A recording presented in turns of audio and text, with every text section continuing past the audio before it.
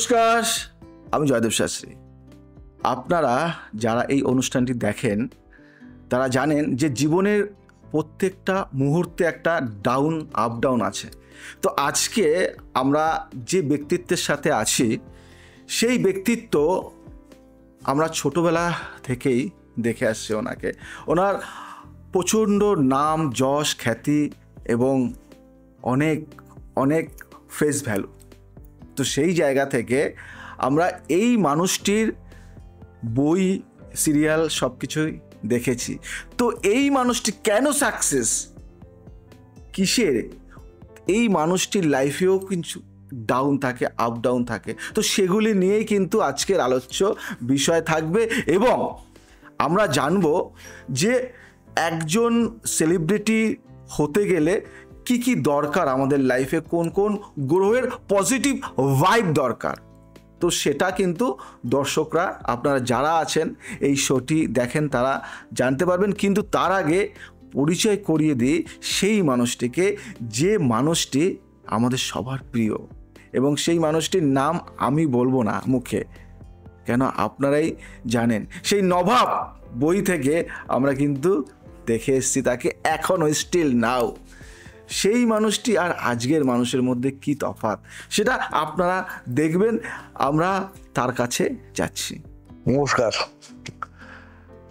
এই যে আমাদের ভাস্কর দা, আপনারা সবাই নামটি জানেন। খুব জলি ব্যক্তিত্ব এবং এনার ব্যবহার, এনার আচার আচরণ সবার থেকে একটু আলাদা। এবং ফিল্ম জগতে যতদূর আমি জানি এই মানুষটিকে অনেকেই খুব সম্মান করে এবং দেখে। এনার যে অভিনয়ের দক্ষতা সেটাও কিন্তু দেখে। আচ্ছা, আপনি যে এত সুন্দর অভিনয় করেন, আপনি জ্যোতিষকে কি বিশ্বাস করেন যে জ্যোতিষ গ্রহ আমাদের সাহায্য করতে পারে? 100বার, মানে শুধু কাজ করলেই তো হয় না, কপাল একটা ব্যাপার থাকে, ফেট একটা বিশাল ব্যাপার। মানে সেটা তো আমরা জানি না যে কোথায় আমাদের কপাল নিয়ে যায়। তা আমরা যেটা করতে পারি সেটা হচ্ছে আমাদের কাজটা আমরা করতে পারি মন দিয়ে।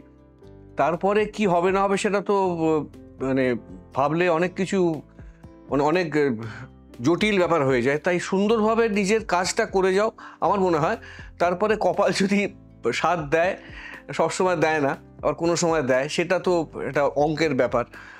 তো যখন সাথ দেয় তখন ভালো হয়, যখন সাথ দেয় তখন স্ট্রাগল হয়, বাধা বিপত্তি আসে। আবার সেটা অতিক্রম করতে সবথেকে বড় হচ্ছে সময়কে একটা সম্মান দেওয়া। সময় একটা বিরাট ফ্যাক্টর। সময় সব ঠিক করে দেয়, আবার সময় সব গন্ডগোল করে। এবং পেশেন্স, ধৈর্য। খারাপ সময় হলো বলি একবারে কান্নায় ভেঙে পড়লাম, আর ভালো সময় এলো বলে একবারে আহ্লাদে আটখানা হয়ে গেলাম, সেটা না করে প্রত্যেক দিনের কাজটা শুরু করা উচিত। যেমন ক্রিকেটে প্রত্যেকটা ইনিংস 0 থেকে শুরু হয়, সেরকম প্রত্যেকটা দিন যদি আমরা 0 থেকে শুরু করি, তারপর দিনের শেষে গিয়ে দেখবো সেটা 100 হলো কি 20 হলো কি 5 হলো কি 0 থাকলো। সেখান থেকে শিক্ষা নিয়ে যদি পরের দিনটা আবার স্টার্ট করি, এই করে যদি প্রতিটা দিন আমরা এগোই, আমার যেটা মনে হয় একদম সেইভাবে জীবনটা চললে অনেক শান্তি থাকে।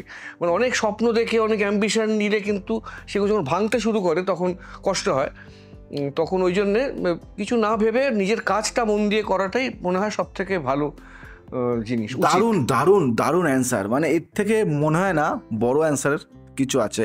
মানে কি বললেন, এখানে শিক্ষার একটাই ব্যাপার যে আমাদের অনেক সময় আমাদের লাইফে ভালো আসবে, আবার অনেক সময় খারাপ আসবে। কিন্তু তো ভালো যখন আসে তখন আমরা সমস্ত কিছু ভুলে যাই, যখন খারাপ আসে তখন ঠাকুর, ঈশ্বর আমাকে একটু মানে হেল্প করো, সাহায্য করো, এটাই। কিন্তু এটা নয় ভাস্কর দা, এটা মেনে চলে যে খারাপ ভালোর যে ব্যালেন্সটা, এই ব্যালেন্সটা কিন্তু ভাস্কর দা মেনে চলে। তাই আজকে এই জায়গায়, তাই দাদার শুক্র অনেকটা স্ট্রং।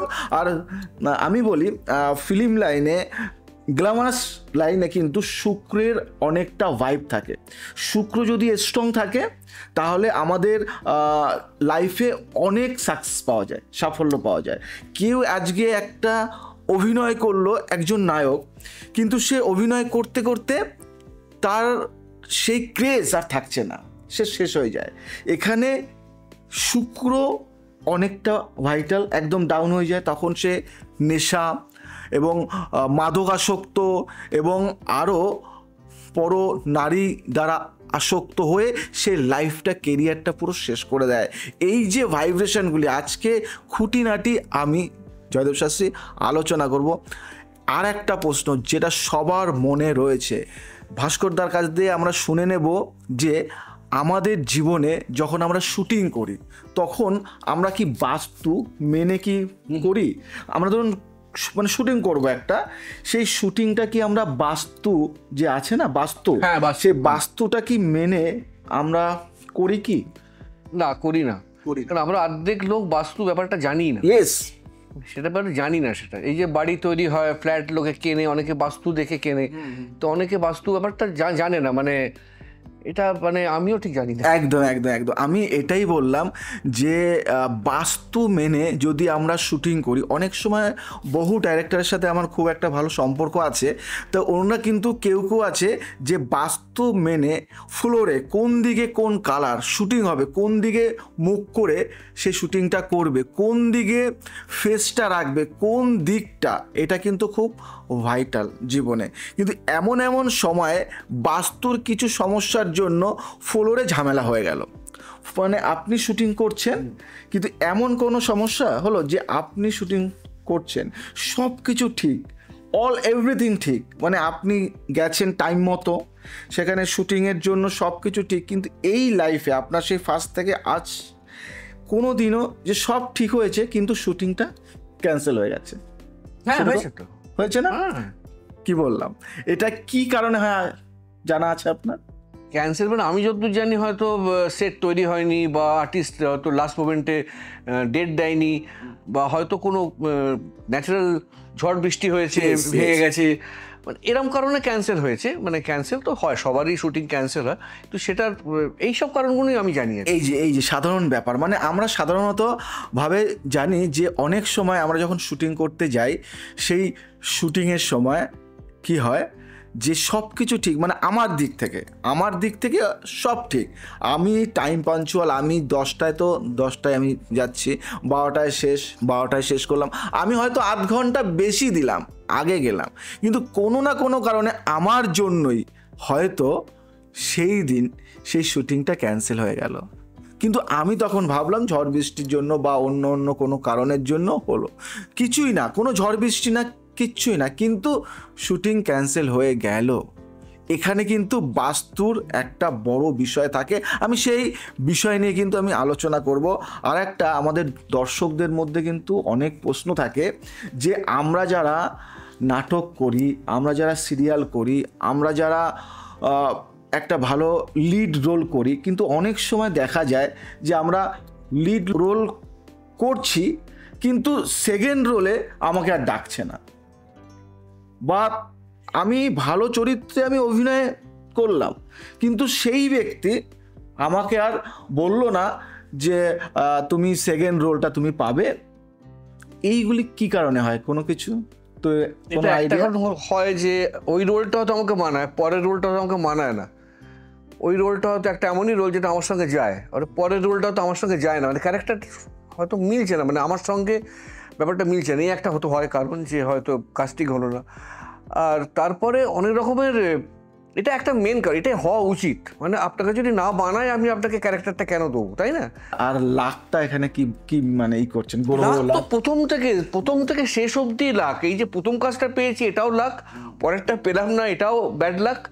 অনেক সময় হয় যে ওই রোলটাই হয়তো আমি পেলাম, হয়তো আমাকে সেরমভাবে মেকআপ করিয়ে কস্টিউম পরিয়ে এমন একটা গেট আপ দেওয়া হলো যে বিশ্বাসযোগ্য হলো যে এই ক্যারেক্টারটা এই লোকটাকে দিয়ে করানো যায়, সেটাও কপাল। এখন সেখানে আবার কি হয়, সেখানে যে ডিরেক্টর বা প্রডিউসার ওর সঙ্গে একটা হয়তো ভালো সম্পর্ক আছে, সম্পর্কের ওপর অনেক সময় হয়ে যায়, আবার অনেক সময় লাখে হয়, সবটাই লাখের ওপর যাচ্ছে, আমি লাখটা ইনফ্রাস্ট্রাকচার, তার উপর এই বিল্ডিংগুলো উঠছে আর কি। যে একটা হচ্ছে এই কস্টিউম দিয়ে করানো হলো, একটা হচ্ছে সম্পর্ক ভালো, একটা হলো হয়তো ওই যেগুলো হয় যে আমার ছবিতে এ থাকবে, ও থাকবে, ওই থাকবে, এই যে একটা গ্রুপিজম হয়, সেই গ্রুপিজমের মধ্যে হয়তো আমি পড়ে গেলাম, সেখানে আমি গ্রুপের মধ্যে আছি, আর ভালো আর্টিস্ট আমার থেকে ওই ক্যারেক্টারটা ভালো করবে, তো তাকে না নিয়ে আমাকে নেওয়া হলো, বিকজ আমি গ্রুপে আছি, আমি দাদা কাকা বলি আর কি। তো এগুলো ফ্যাক্টর। সম্পূর্ণ যে পুরুষকার দিয়ে কাজ, কর্মের দ্বারা পুরোটা হয় না, কর্মের সঙ্গে কপাল ভীষণভাবে জড়িত। আমার তো মনে হয় কপাল 70%, কর্ম 30%, কিন্তু 30% ছাড়া কিন্তু আবার কপালের কোনো মূল্য নেই। 30% কর্ম যদি তুমি না করো, ওই লাখ ফ্যাক্টর কোনো কাজই করবে না। লাখ ফ্যাক্টর তখনই কাজ করবে যখন 30% সলিড তুমি কর্ম দিতে পারবে, পরিশ্রম দিতে পারবে, তারপরে লাখ তোমার সাহায্য করলে তুমি বেড়া পার করতে পারবে। ভাস্করদা যে কথাটাই বললো না, দর্শক বন্ধু ভালো করে বুঝবেন, যে কথাটি বলল মানে একদম অ্যাকুরেট। যে আমার লাকে আমি প্রথমে লিড রোল করলাম, তারপরে আমাকে আর নেয়নি, কারণ আমার লাক ভালো ছিল না। আবার অনেক সময় যদি আমার লাকটা ভালো থাকে, আমার গ্রহ সাথ দেয়, তাহলে হয়তো আমাকে মানাচ্ছে না, এই রোলটাতে আমাকে মানাচ্ছে না। তবুও ভাস্করদার একটা খুব ভালো পয়েন্ট, যেখানে আমাদেরকে মেকআপ করে আমাকে মানিয়ে নেওয়া হয়েছে, আমাকে কিন্তু মানায়নি। কিন্তু যেহেতু আমার কপাল ভালো, আমার গোড়ের অবস্থান ভালো, আমার সাকসেসের সাফল্যের এই যে ফেম বা এই যে সময়টা খুব ভালো, যার জন্য আমাকে না মানালেও আমাকে এই মেকআপের দ্বারা বা আমাকে মানিয়ে নেওয়া হয়েছে। যে আমাকে ডাইরেক্টর যে আছে, সে চাইছে যে আমি রোলটা করব, শুধু এটাই কিন্তু কারণ, সেই কারণে। আচ্ছা, আমরা জেনে নেব ভাস্করদার কাছ থেকে, দাদা আপনার লাইফে যে আপনি রোল, তো মানে সত্যি কথা বলতে আমি আপনার ফ্যান সেই নবাব থেকে। মানে নবাব বইটা যখন আমি দেখি, আপনার যে মানে অভিনয় বা আপনাকে যা দেখতে, মানে আপনার যা লুক, মানে আমি তখন থেকে মানে আপনার একটা খুব ফ্যান, মানে খুব ভালো একজন ফ্যান, মানে খুব বাসি আপনাকে ভালো। তো সেই কারণে আপনার কি সেরকম কিছু রয়েছে যে আমাকে এই রোলটায় আমার জন্য নয়, কিন্তু ডাইরেক্টর হয়তো আমাকে খুব ভালো বেসে আমাকে ওটাকে নিয়েছে মানিয়ে? বলি, তুমি যে নামটা বললে নবাব, ওটা পাওয়াটাই তো একটা লাক। কারণ আমি বলছি, আমি তখন চাকরি করি এবং তার আগে আমার দুটো ছবি হয়ে গেছে, টুনি বউ, মা এক মন্দির, দুটো ছবি ফ্লপ করে যায়। তারপরে আমি আবার লেখাপড়া করে কম্পিউটারে একটা চাকরি পাই। আমি চাকরি পেয়ে আমার সেদিন আমার যে কোম্পানির যে হেড আর কি, তিনি বম্বে থেকে আসবেন, তা সেদিন ছিল রোববার ছুটি, কিন্তু উনি আসবেন বলে তাজ বেঙ্গলে আমাদের একটা গেট টুগেদার ছিল। সেই দিনই আমার বউরানী ছবির লুক সেট ছিল। বউরানী ওটা একটা ছবি করেছিলাম নবাবের ঠিক আগে, তার লুক সেট ছিল, মানে ক্যামেরা দিয়ে তুলে দেখবে যে কে মানায় কি মানায় না। তা সেটা ছিল আফটার লাঞ্চ। আমি সকালবেলা গেছি এখানে তাজ বেঙ্গলে, যে ওনার সঙ্গে অ্যাপয়েন্টমেন্ট করে তারপরে আমি স্টুডিওয়ে যাবো, আমার লুক সেট হবে কি হবে না জানি না, তবে লুক সেটটা হবে। উনি ফ্লাইট মিস করলেন, সকালের ফ্লাইটে আসতে পারবেন, উনি বিকেলের ফ্লাইটে আসবেন। কারণ বিকেলে হলে তো আমার ক্ল্যাশ করে যাচ্ছে। তা আমার তখন দুটো জিনিস ছিল হাতে, একটা আমার ওইটা ভুলে যাওয়া, আর সেকেন্ড হচ্ছে চাকরি ছেড়ে দেওয়া। মানে ওখান থেকে বেরিয়ে আসা মানে চাকরি ছেড়ে দেওয়া, একটা থাকবে অপশন, মানে একটা অপশন নিতে হবে। তো আমি তখন ওই অপশনটা নিই, যে যখন আমার সময়, তো রোববারটা আমার দিক থেকে আমি ক্ল্যারিফাই করলাম, রোববারটা আমার, তোমাদের নয়। তোমাদের কথা মতো আমি সকালে এসেছি, কিন্তু বিকেলে আমার অন্য অ্যাপার্টমেন্ট আছে, যেখানে আমার একটা বড় একটা জায়গা, যেখানে আমি অ্যাক্টিংয়ের জায়গা, একটা স্কোপ, একটা অডিশন। তো সেক্ষেত্রে আমি বললাম যে আমি থাকতে পারবো না, কারণ আমার ওইখানে যেতেই হবে। ওখানে সব ক্যামেরা ভাড়া করেছে, স্টুডিও ভাড়া করেছে, আমাকে যেতেই হবে, কমিটমেন্ট আছে আমার, কথা দিয়ে ফেলেছি। বলছে যদি তুমি বেরিয়ে যাও ভাই, তুমি তোদের চাকরি থেকে বেরিয়ে যাবে, কারণ উনি আসছে, ওনার সঙ্গে তো একটা মালিক আসছে বলতে গেলে। তাই বলো না দাদা, আমি পারবো না। আমি টাইটা খুলে আমি ওখান থেকে বেরিয়ে জু গার্ডেনের সামনে থেকে ট্যাক্সিতে উঠলাম, মানে সব গেল। ওইটা হবে কিনা আমি জানি না, কপালের ওপর ছেড়ে দিয়ে বললাম চলো NT1 স্টুডিও। গাড়িকে বললাম NT1 স্টুডিও। বাবাকে ফোন করলাম, বাবা বললো ঠিক আছে তুই যেটা পাচ্ছিস কর, কম্পিউটার আজকে গেলে কালকে আবার চলে আসবে, ওটা কিন্তু আসবে না। এটা বিরাট সাপোর্ট পেয়েছিলাম ফ্রম বাবা ফোনে বলেছিল যে, বাবাকে জিজ্ঞেস করলাম, পারিবারিক সাপোর্ট থাকা একটা, এটা বিরাট ব্যাপার। বাবা যখন বললো, আমার এখনো চোখে জল এসে যায়, যে লোকে কি বলবে, না চাকরি ছেড়ে তুমি সিনেমা করতে যাচ্ছ? বলে না, কম্পিউটার আবার আসবে, কিন্তু তোমার স্বপ্ন যে সিনেমা, সেটা তো আর আসবে না। এটা চলে গেলে এই অফারটা নাও আসতে পারে। অঞ্জন চৌধুরীর ছবি, ভবেশ কুন্ডু ডিরেক্টর। তা আমি NT1-এ গেলাম, গিয়ে লুক সেট দিলাম। ওই দিনই আমি পেয়েছিলাম নবাব। লুক সেট দিয়ে পাশে ছিল হরনাথ চক্রবর্তী, অঞ্জন চৌধুরী, একটা ছবি হচ্ছিল নবাব। তখন এই ছেলেটাকে আমার লাগবে। একই দিনে আমি দুটো পেলাম। আমি ছাড়লাম চাকরি, পেলাম কিন্তু দুটো, বউরানী আর নবাব, যে দুটোর জন্য আমি এখনো আপনাদের সামনে বসে আছি। তারপর অনেক ছবি করেছি, কিন্তু ওইগুলো তো বিগিনিং, ওই দুটো সব সুপারহিট হয়েছিল, আমার একটু নামটা হয়েছিল। সুতরাং সেখানে আমি কি বলবো, যে আমার কপাল ছাড়া কি, তো ছবিটা তো পেয়েছিলাম কপালের জোরেই। এবং আমি আজকে এখানে দাঁড়িয়ে আছি, আমি বিশ্বাস করি মানে কপাল, আমার অত ট্যালেন্ট নেই। আমি যা পেয়েছি, আমার কপাল অনেক আমাকে সাথ দিয়েছে, অনেক হেল্প করেছে। এবং তাই জন্যই আমি পেয়েছি। আপনি আপনার এবং আরেকটা আমার কথা বলুন। হ্যাঁ বলুন। বলছি যে ওই রোববার যেটা বললেন, হ্যাঁ রোববারটা মনে হয় আপনাকে খুব স্বাদ দেয় না? রবিবারটা মানে রবি মানে হলো সান, সূর্য, মানে রবি হলো আমাদের গ্রহের ভাইব্রেশন, সাকসেস, নাম ডাক যশ, নাম যশ শুনেছি, আমি অত জানি না, শুনেছি।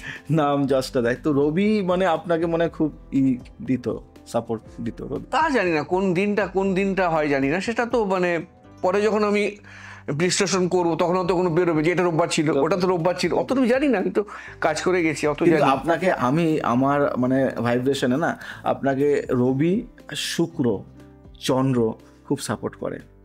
আমি বলছি আমার শুক্র, আমার অ্যাস্ট্রোলজিক্যাল আছে তো, ছক আছে। আর বাবা খুব ইন্টারেস্ট ছিল এইসব ছক টক নিয়ে, বাবা খুব লেখাপড়া করতো এবং খুব ন্যাক ছিল। 22 বছর থেকে, আমার যখন 22 বছর তখন থেকে শুক্রের দশা আপ টু 42, 20 বছর থাকে শুক্রের দশা।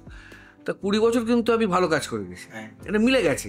তারপর বাবা বলেছিল যে রবির দশা পড়বে আমি চলে যাব, যদি না যাই তার আর থাকবো, কিন্তু রবির দশা পড়লে আমায় পাবি না। সত্যি কথা, রবির দশা পড়লো, বাবা কিন্তু চলে গেল।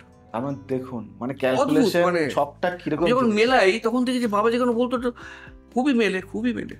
মানে ক্যালকুলেশন কি দেখুন দাদা, এই যে দশা আর যে অন্তর্দশা আমাদের লাইফে খুব দরকার, এইটা জানাটা খুব দরকার। মানে প্রত্যেকের জীবনে একটা দশা একটা অন্তর্দশা থাকে। আমার মনে হয় না জানেই ভালো, জানলে না মানে মন খারাপ হয়ে যায়, মন খারাপ হবে, কিংবা এবার তো হবেই, এটা ওভার কনফিডেন্স এসে যায়, এবং ভালো সময় পড়েছে এবার হবেই, হয়তো হলো না, তখন ওই না জানাই ভালো, না জানি এগিয়ে গিয়ে পরে দেখা ভালো যে এইটা হয়েছে। আমার মনে আছে খুব দাদার কাছ থেকে কিন্তু একটা কিন্তু অজানা তথ্য কিন্তু আমি জানতে পারলাম, মানে দাদার কাছ থেকে যে অজানা তথ্য জানলাম, যেটা রবি দেখো শুক্রের দশায় যখন দাদা ছিলেন, তাহলে মানে সেই শুক্রের দশায় দাদা চরম কাজ করেছে, মানে একদম তুঙ্গের। কিন্তু শুক্রের দশা কিন্তু বাবা যখন বাবার রবির দশায় পড়লো, সেই জায়গাটা থেকে কিন্তু এটা বাবা বলেছিল আগে, এটা অদ্ভুত, মানে আগে থেকে জানানো ছিল, মানে জানে, অবাক, মানে আগে থেকে জানে, মানে দাদা এখনো অবাক যে কি করে সম্ভব। হ্যাঁ, এই অ্যাস্ট্রোলজি এই জিনিসটা এরকমই যে ক্যালকুলেশনের মাধ্যমে অনেক কিছু জানা যায়। তাই তো আজকে আমি বলবো যে যারা একটু শিক্ষার আলোতে আছে, যারা একটু পড়াশুনো করে, যারা একটু নলেজ রাখে, তারা ছোটবেলা থেকে তার সন্তানকে সেইভাবেই কিন্তু গাইড করে।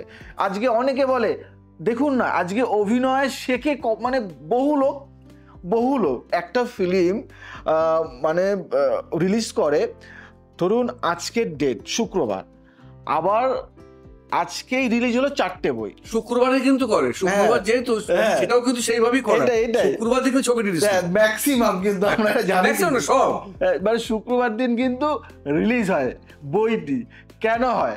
কারণ শুক্র গ্ল্যামারাস দুনিয়া, গ্ল্যামারাস লাভ, ভালোবাসা, অ্যাডভান্স বুকিং হয় বুধবার, মঙ্গল ওসব বুধবার পাওয়া যথা ইচ্ছে তথা যায়, কথা ছিল বুধবার দিনে শুভ দিন, সেই দিনে অ্যাডভান্স বুকিং করে। তাহলে এগুলো তো অনেক আজ থেকে নয়, কবে থেকে ছবি আরম্ভ হয়েছে। কি বললো দাদা যে আমি কিন্তু অতটা জ্ঞান রাখি না, কিন্তু না, জ্ঞান সবাই রাখে, কেউ প্রকাশ করে কেউ প্রকাশ করে না। বুধ মানে কি?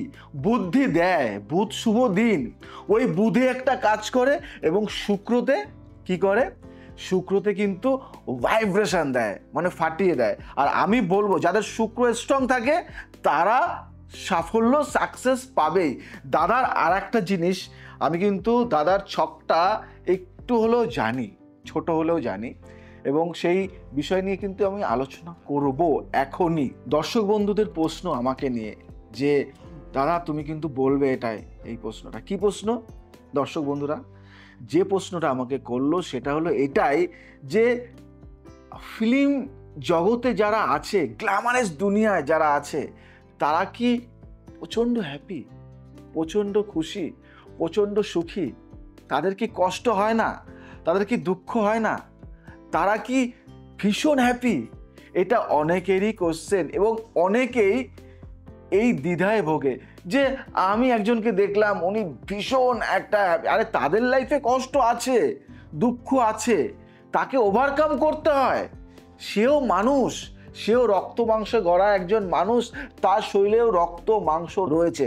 আজকে আমরা এমন একজনকে পেয়ে গেছি এবং তার কাছ থেকে কিন্তু জানবো যে ফিল্ম জগতে যারা আছে তারা কি খুব হ্যাপি থাকে এনি টাইম, না তাদের লাইফেও কিছু কষ্ট আছে? ভাস্করদা এটা একটু বলুন দর্শকদের। না না, যারা অভিনয় করে, যারা খেলে, যারা যে প্রফেশনেই যারা থাকুক, তার প্রথমত মানুষ, সেটা তার কাজ।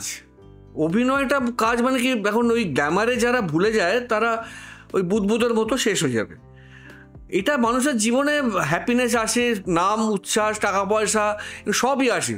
সব থেকে বড় হচ্ছে শান্তি, মনের শান্তি। মনের শান্তি যার আছে সে সব থেকে সুখী মানুষ। অর্থ থাক আর যাই থাক, ওটা কোনো আজকে আছে কালকে নেই, যৌবন আজকে আছে কালকে নেই, কিন্তু শান্তিটা সব থেকে বড় কথা। আমি দু টাকা ইনকাম করি, আমার বউ বাচ্চা নেই, আমি খুব শান্তিতে আছি, আমি খুব খুশি আছি মনের দিক থেকে। আমার বউ আমায় খুব ভালোবাসে, ছেলে আমায় খুব শ্রদ্ধা করে, এই জায়গাতে আছি। ওরা বউ পাত্তা দেয় না, ছেলে পাত্তা দেয় না, আমার প্রচুর টাকা, এদিকে আমার ডায়াবেটিস, আমার কোলেস্ট্রল, আমার কোনো প্রয়োজন নেই ওই টাকার, ওই নামের। আমার যেটা প্রয়োজন শান্তি। আর যেটা হয়তো মানুষ আপনার আমায় ভালোবাসেন, এটা আমার উপরি পাওনা, ঈশ্বরের আশীর্বাদ। এটা বলতে পারি যে হ্যাঁ, এই কাজটা করে আমি কাজটা করেছি, আমাকে মানুষ ভালোবাসে, ঠিক আছে। ভালোবাসে মানে কি আমি মুখে রুমাল চাপা দিয়ে মানুষকে অবজ্ঞা করে বেরিয়ে যাবো? মানুষের সঙ্গে যাব, মানুষের সঙ্গে মিশবো, মানুষের সঙ্গে গিয়ে কথা বলবো। আমার তো এমন কিছু কেউ একটা হনু নই। দুটো অভিনয় করলে কেউ হনু হয়ে যায় না। যারা নিজেদেরকে হনু মনে করে তারা হনু হয়, কিন্তু ল্যাজ ছাড়া। ল্যাজ নিয়ে বজরংবলী ঠিক আছে, কিন্তু ল্যাজ ছাড়া হনুমান ঠিক নয়, তারা তাই হয়ে যায়। সুতরাং প্রথমত আমি মানুষ, ওটা আমার কাজ, আমার কর্ম, আমি করে যাব। সাফল্য এলো কি এলো না সেটা পরের কথা। শান্তি যেন আসে, রাত্রে যেন ঘুমোতে পারি, এবং যেন সবার থেকে একটু সম্মান পাই, লোকে যেন পেছনে গালাগাল না দেয়, এটুকু পেলে জীবন সার্থক। বাবা একটা কথা খুব বলতেন যে তুই যেদিন মারা যাবি, বউ বাচ্চা তো কাঁদবেই, আত্মীয়স্বজন কাঁদবে না, তারা হাসবে। মানে খুব ক্লোজ যারা, ছেলে মেয়ে বউ, এরা তো কাঁদবে, এটা বিরাট লস। এছাড়া যদি কোনো অনাত্মীয়র চোখে জল আসে, তাহলে মনে করি তো জীবনটা সার্থক। যে তোকে চেনে না, যে তোকে দূর থেকে চেনে, তো ভাস্করদা মারা গেল, মনটা খারাপ হয়ে গেল, এইটা যদি তুই পাস কোনো মানুষের থেকে, সেটা তো জীবন খুব সার্থক। আর সে যদি মনে করে মরে গেছে, বাসা গেছে, আপদ বিদায় হয়েছে, ওর থেকে এখনই মরে যাওয়া। কি বললো, কি শুনলেন আপনারা? দর্শক বন্ধু, যারা আমার ফলোয়ার্স, যারা আমাকে ফলো করো বা যারা দেখো আমার অনুষ্ঠান, যারা প্রতিনিয়ত দেখো বিভিন্ন জায়গায়, তাদের প্রশ্নর অ্যান্সার তো পেলে। সুখী সবাই নয়, যারা নিজেকে বিশাল হনু মনে করে, তারা কখনো সুখী হতে পারে না। যেহেতু বলল কি যে লেজ যদি থাকে তাহলে সে একটা হনুমানের থাকবে, তাই না? তো এটাই তো আমাদের দাদার অ্যান্সারটা আমার ভালো লাগলো খুব। আমি আশা করি দর্শকদেরও খুব ভালো লাগবে। প্রত্যেকেই কিন্তু জীবনে কষ্ট নিয়ে বাঁচে। আমারও কিছু কষ্ট থাকবে, দাদারও কিছু থাকবে, কিন্তু সেই কষ্ট দুঃখ নিয়েই জীবনটা। এগিয়ে চলো। সাফল্য আজ নয় কাল আসবেই। আর ওই সাফল্যের বাধাগুলি কিন্তু দূর করা যায় সঠিক নিয়মে চললে, আর সঠিক কিছু গাইড মেনে চললে সাফল্য অনেকটাই পাওয়া যায়। ভালো থাকবেন, সুস্থ থাকবেন, সবাইকে ভালো রাখবেন। আজ আসি, আবার আসবো নতুন কিছু দিয়ে। নমস্কার।